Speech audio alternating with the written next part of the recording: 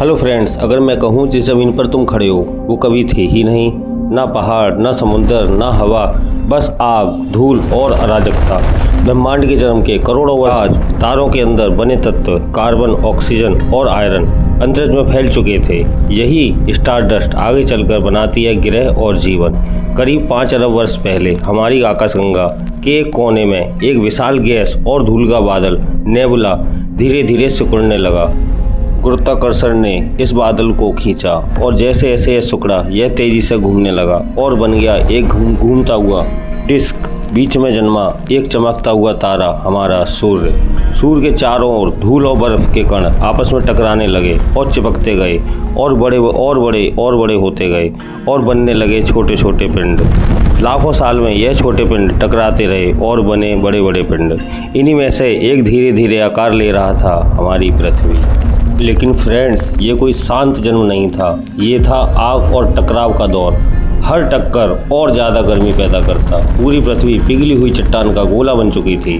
फिर हुआ एक विशाल टकराव। मंगल के आकार का एक पिंड थिया नवजात पृथ्वी से टकराया।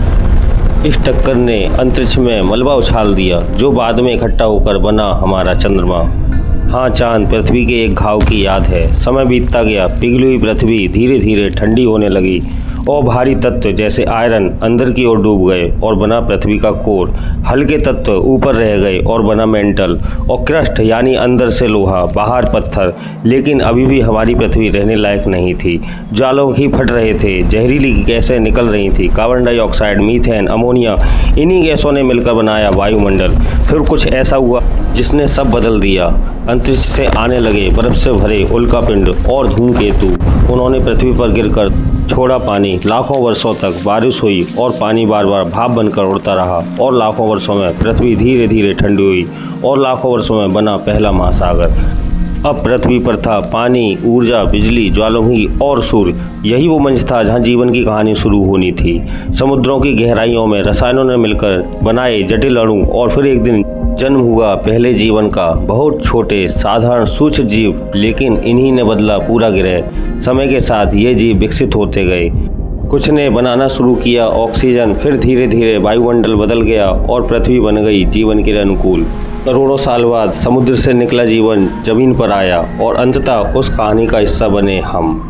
सोचो, जिस मिट्टी को तुम छूते हो वो कभी जलती हुई चट्टान थी। जिस पानी को तुम पीते हो वह कभी अंतरिक्ष से आया था। और जिस शरीर में तुम रहते हो वह तारों की धूल से बना है। तो अगली बार जब तुम आसमान को देखो तो याद रखना तुम इस पृथ्वी के नहीं, पूरे ब्रह्मांड की कहानी हो। लेकिन सवाल अभी भी बाकी है, जीवन आखिर शुरू हुआ कैसे? यही है अगली कहानी। फ्रेंड्स, अगर आपको वीडियो अच्छी लगी हो तो प्लीज़ लाइक, शेयर और सब्सक्राइब करना ना भूलें।